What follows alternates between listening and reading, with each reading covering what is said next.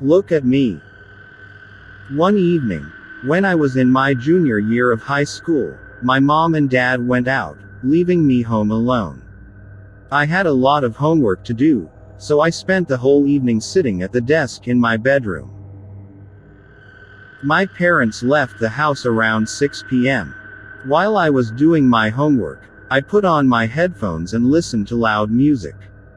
There was a big storm that night and my desk was facing the window, so I could see the rain and the lightning outside. My parents got back around 11 p.m. When I saw their car drive up, I took off the headphones. As soon as my mom opened the front door and came inside, I heard her shout my name. "What on earth happened in here?" she demanded in an angry voice. Confused, I ran downstairs. My mom was standing in the hallway with a furious look on her face. She pointed at the floor and yelled, "Was this you?" I looked down and saw that the carpet was covered in muddy footprints. "I have no idea how those got there," I said. "I spent the whole night at my desk, doing my homework." I watched as the look on her face changed from anger to confusion, and then to fear. We both realized it at the same time. Someone else must have been in the house. We followed the trail of footprints, trying to make sense of the whole situation. They started at the back door, which we usually left unlocked. Then we noticed something else. The footprints started at the back door, but there was no trail of footprints leaving through the back door. All of a sudden, we hear something, a loud, pounding noise that echoed throughout house. Then, the sound of the front door being wrenched open and slammed shut again. Wham!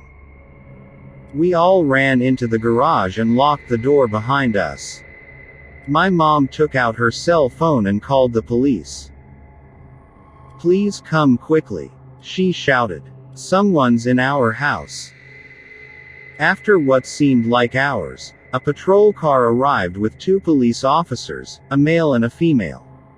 One officer stayed with us in the garage while his partner went through the house, searching it room by room. When she came back, the female officer told us that there was no one in the house and it was safe to go back in. As we were all breathing a sigh of relief, she asked, "Whose bedroom is upstairs on the left?" My parents looked at me.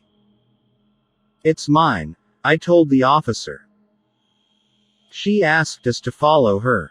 As we walked through the house, we could see the trail of muddy footprints leading from the back door, through the living room, through the hallway, up the stairs, into my parents' bedroom and then towards my room. They stopped at my doorway. The female officer pointed at my door, which had been open the whole night. Scrawled on it, in black marker, was the following: 8:47 I see you. 8:53 you forgot to lock the back door. 8:59 you seem focused. 9:24 turn around. 9:47 look at me. 10:15 look at me. 10:37 look at me. 10:49 look at me. For more than 2 hours, someone had been standing in my doorway, watching me. To this day, I still shudder to think what would have happened if I had turned around. Twin boys. In Mexico, there was a small town that had a population of less than 500. It was the kind of small town where everyone knew everyone else by name and everybody knew everybody else's business. In this town, there lived 2 young boys who were twin brothers. Their mother never disciplined them and the 2 boys were constantly misbehaving. Everyone in town knew of them and they were nicknamed the Evil Twins, because they were always the cause of everything bad that happened there. They were even suspected of killing some of the cats and dogs in the village, but the police could never prove it. One Sunday, An old man died in his home. While the priest and the undertaker were outside, waiting to transport the body to the cemetery, the twins peeked in the back window. When they saw the corpse, they immediately wanted to take a closer look. The twin boys didn't care about disturbing the dead, so they broke into the house and started playing around with the corpse. One of the boys moved its mouth like a puppet while the other poked its eyes out with a stick. While they were playing, the twins heard footsteps. Afraid of getting caught, they put the corpse back in the coffin, but they couldn't find a place to hide. Just as the priest was opening the door, the boys jumped into the coffin with the dead body and closed the lid. The priest and the pallbearers carried the coffin to the cemetery, where the funeral was being held. They noticed that the coffin was heavier than usual, but never bothered to look inside. Nobody realized that the twins were missing until the coffin was being lowered into the grave. That's when the mother of the twin boys appeared at the cemetery and asked if anyone had seen her sons. The funeral was halted and all the people began searching the area. Some of the men recalled the weight of the coffin when they had been carrying it and said that the boys might have hidden inside. The coffin was lifted out of the grave and the men opened the lid. Inside, they found the twin boys lying on top of the dead man. The hands of the corpse were tied around their throats. They had both been strangled to death. Luxury hotel. A mother and daughter were traveling together in Europe. When they arrived in Paris, they booked into a luxury hotel. The mother was feeling quite poorly and decided to go to bed early. The daughter was a little worried and sent for the hotel doctor, who examined the mother and wrote out a prescription. The daughter then set out into the city to find a pharmacy and buy the medicine for her mother. What should have been a simple errand ended up taking the daughter almost 4 hours, mainly because she spoke little or no French. She searched the entire city and eventually managed to find a pharmacy that was still open. Finally, the frustrated daughter arrived back at the hotel with the medicine, only to discover that her mother's room completely empty. It was as if her mother had just vanished into thin air. In fact, the hotel room looked completely different. The carpet, the wallpaper and the curtains all had different patterns. The bed was made and looked as if it had never been slept in. All of their luggage was nowhere to be found. When the confused daughter stopped a cleaning lady in the corridor and asked where her mother was, she was met with a blank stare. In fact, all of the hotel staff denied ever seeing the mother and daughter before. The hotel manager even said he had no record of them ever checking into the hotel. At this point, the daughter became frantic and she fled to the embassy, where she was greeted by sympathetic officials who wouldn't believe her story. Instead, they doubt that her mother ever existed and decide that the daughter must be crazy. Trapped in a nightmare, the young girl ended up being sent to a mental hospital, where she died years later, completely insane. Flickering lights. A few years ago, there was a lady who lived near a mental hospital.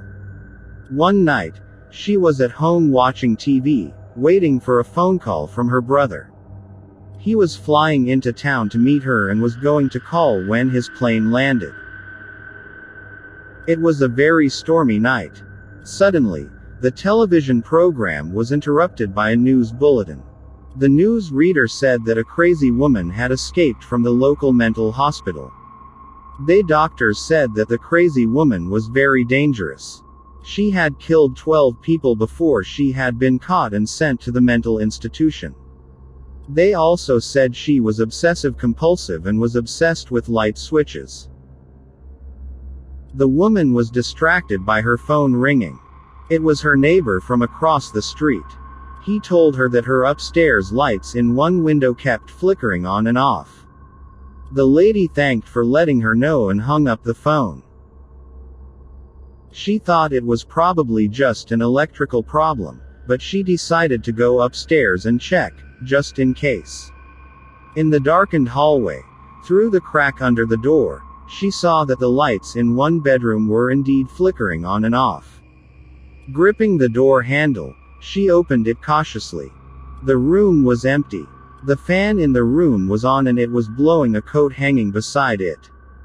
The coat kept knocking the light switch on and off. Relieved, the lady turned off the fan and went back downstairs. A few minutes later, there was a knock on her door. It was her neighbor again. He told her that the lights upstairs were still flickering on and off, but this time it was in a different window. Together, they went upstairs to check it out. When she opened the door of the room, the lady found it empty. The lights were off. Her neighbor stepped into the room and began switching the lights on and off again and again. At this point, the lady decided that her neighbor must be imagining things, so she thanked him and escorted him downstairs. After he left, the phone started ringing. Her brother called to tell her he had arrived at the airport. "You don't need to pick me up," he said. "I'm getting a taxi. I'll be there in about half an hour." Then, on the line, she heard a raspy female voice say, "I'll see you soon." Family dinner. Little Lucas was only 7 years old, but he had a very active imagination. He was a skinny child with pale skin and dark circles under his eyes. Having no other boys his age to play with, he spent most of his time alone. It was dark and Lucas was playing alone by the canal. It was a place he loved to go, because there was no one there to disturb him. He imagined he was a knight in shining armor saving damsels in distress from being eaten by an evil dragon. The stick in his hand was a huge sword and he cut the dragon in two before it could sink its teeth into the screaming girl. Coming back to reality, Lucas realized that he had lingered too long by the canal and he was late for dinner. He cringed as he imagined his mother scolding him. Picking up his pace, he hurried towards home. Like many children his age, Lucas never wanted to admit he was scared of anything. However, in the darkness, the road home looked strange and unfamiliar. He lived near a cemetery, but that was not what scared him. Ever since he was a baby, his parents had taught him that he had nothing to fear from the dead. To reach home, he had to walk down a long, deserted alley that was bordered on both sides by abandoned buildings and disused factories.